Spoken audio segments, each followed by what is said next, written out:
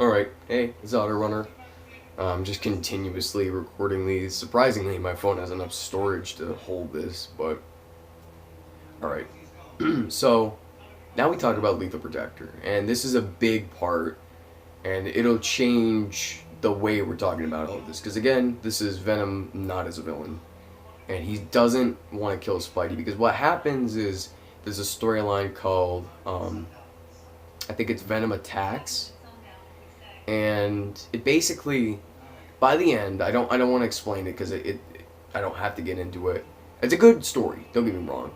Um, but by the end, Venom basically makes a truce after basically Spider-Man saved Aunt Wayne, uh, Venom's old love interest and divorced ex, right? And through Spider-Man helps Venom save his ex by the end. And so he basically says, you know what? Alright. We don't want to kill you anymore. There. We don't want to kill you. But here's the truce. If you don't hurt us, the symbiote and Eddie, then we won't hurt you. Pretty fair, pretty reasonable. You don't fuck with me, I don't fuck with you. And they shake hands. Spider-Man from this point on gets, honestly, it's almost a joke how paranoid he is about symbiotes. I kind of get why. I mean, since Venom is an enemy, but they obviously made a truce so many fucking years ago. So it's kind of ridiculous how much he pretty much just shits on Eddie from that point on. So, with Lethal Protector, it's basically, I mean, in Venom Attacks, they do the part where they shake hands and they do whatever, but then in Lethal Protector, they do the same thing again, just to explain, like if you're reading it, because if you didn't read Venom Attacks, then you wouldn't get it. So they did that, so whatever. And so basically, this is Eddie Brock travels to San Francisco because he wants a fresh start. New York City has labeled Venom a complete murderous monster. Now, don't get me wrong, Venom has killed innocent people before. And that's his downfall. This story actually makes Venom regretful for that later down the road. And it's because, if you break out of prison, you gotta kill a few guards to get out, right? And a few cops along the way. And the only way he's been able to justify it is because he has to get to Spider-Man and he can't afford cops or guards getting in the way. And now, from this storyline on, he cannot forgive himself for that, right? Because, his sanity's starting to come back to him a good bit. Even though this is still a very unstable Venom, and, that's kind of how it rolls. But now he's regretful, and now he's starting to become much more of a hero. And what happens, basically, is when he travels to San Francisco, there's this whole storyline about him discovering an underground society. Doesn't matter for the story that I have to talk about. Basically, what I have to say is there was the Life Team, and this is actually coming up for the movie. There's the Life Foundation, and the Life Foundation basically is a shady security and research development company that basically is right now believing that eventually one day the world will be wiped over and they need to protect themselves. And so whoever can afford these new bizarre symbiote creatures to bond with them to become stronger to survive that thing, they're going to do it. And so they basically created this plot to get Eddie to come over to the Life Foundation as basically a superhero security guard on this because they're trying to help him investigate something. And they trick him. right? They kidnap him, and they whip him onto a table, and they take the last remaining seeds of the Venom symbiote possible, and they basically take it out of the symbiote, and they create the Life Team, which is the only names I can remember is Donna Diego, which is Scream. Basically, I'll explain the symbiote names. There's Agony, Scream, Riot, Lasher, and Phage. And you can look them up if you want, but they're basically the Life Foundation's symbiote team. Their first 5 symbiotes, and there's this whole storyline of Spider-Man coming in to help Eddie beat him up and save the day, right? And obviously the story's more detailed than my explanation, but that's basically how it goes. That's all you need to know. So now we talk about the one return of him being a villain and how he loses the symbiote. So basically, Eddie became, in the 90s, Marvel Comics was failing. DC Comics was failing. Comics in general were about to die, right? And plenty of indie comics were becoming a very big thing. I'm talking shit like, here, hold on. Never mind. I was about to show you something, but it's not here. Indie comics. I was about to show you an indie comic. Something retarded called Cyberforce. Yeah, it's kind of bad. But it's an indie comic, and that was a big thing. So what happened was, in the production of all the comics they made, with Marvel, anyway, what happened was they basically did this sneaky little scheme where they would do like 1 to 3 to maybe 6 issues of a saga, and then they would say, okay, well, now it's Venom issue number 1 again. So basically, they're fucking over the system just so they can get more money by saying there's actually a bunch of Venom issue number 1s, and that there's a bunch of new runs, and there's just new, more value. Ooh, we're gonna use this somewhat now obscure character, and we're just gonna make more money off of it. So it fucked over the character of Eddie Brock a lot, or of Venom in general.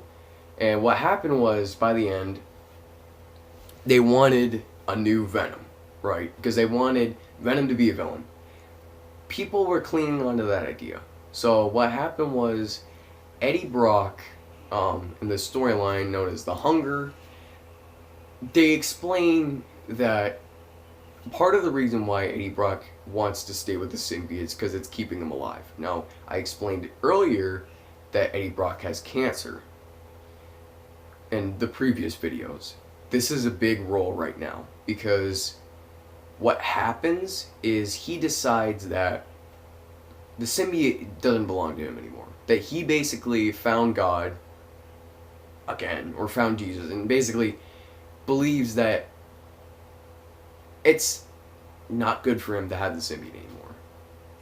And he auctions off the symbiote to Angelo, or the Fortunato family, basically. And this leads to Angelo Fortunato, which is a very quick thing to gloss over. But now Eddie Brock is basically symbioteless, and he is dying of cancer. A mistake, maybe. But now he's in a hospital bed dying. And this is during the era and span of around Civil War. You even get to see it a little bit. And so what ends up happening is there's this guy named Angelo Fortunato, young kid, son of a mobster, and his mobster dad, Don Fortunato, wants his son to basically become a big name, right? He's desperate because Fortunato is this 5'6", pathetic pushover of a guy, right? Not to say anything bad about short guys, but just, he's a pushover. He's a pushover and he's a coward, right? He's pathetic, and he knows it, and he's cynical, So he gives his son the suit, and Eddie Brock basically gets $1 million in return, which he donates to charity. Good for him. And Eddie Brock doesn't care that this is shady. He knows he's selling it to some of the worst people, but he wants the symbiote away, and he's thinking, well, I can make some money off of it and donate it to charity as one of my last good acts. So, again, another kind of humble act, but kind of fucked up because he's selling to such scummy people. But, so what happens is Angelo Fortunato goes out to fight Spidey, right? And he loses. He gets his ass kicked. And remember how I said before that Venom is way stronger, like twice as strong, anyway, than Spider-Man. Well, this is a version of Venom that literally just got his ass whooped, right on the spot. And the symbiote realizes this dude is pathetic, right? And this is when they wanted the symbiote to be especially evil. Although they redid that and they made it especially good later on. I'll explain. But what happens is, it basically, Angelo is trying to swing away, and the symbiote's like, you know what? You're a fucking coward. Fuck you. And it literally drops him to his death. And Spider-Man sees it, and he's fucking shocked, right? And the symbiote just leaves him. And this leads to the third main host. Although, actually, I'd say second main host, I should say. Because Angelo he was only around for 5 issues, and then dead, right? So what happens now is we jump to Matt Gargan. Now, if you've ever heard of the Spider-Man villain, the Scorpion, he's basically, to explain him, he's a private investigator, Matt Gargan is, and he was taken into a project where he is basically given the powers like Spider-Man, but with the intent to kill Spidey. And eventually he's trapped in a mechanical scorpion suit, and now he's trying to get revenge on J. Jonah Jameson for even getting him into it, and now he's snapped, he's trying to kill Spidey, and now he's a criminal. Well, he's also a pathetic villain, because later down the road, they didn't have anything to do with him. So eventually, they say, well, okay, we're going to put the symbiote on Matt Gargan, but we want him to be fucked up. And because Matt Gargan is a psychopath, it makes the symbiote much more of a psychopath, much more controlling, and they become a cannibalistic version of Venom. I would say if there was a version of Venom that defined what the public's eye viewed Venom as, it would be Matt Gargan. A Spider-Man villain that eats people and is a criminal. Pretty much explains it right there.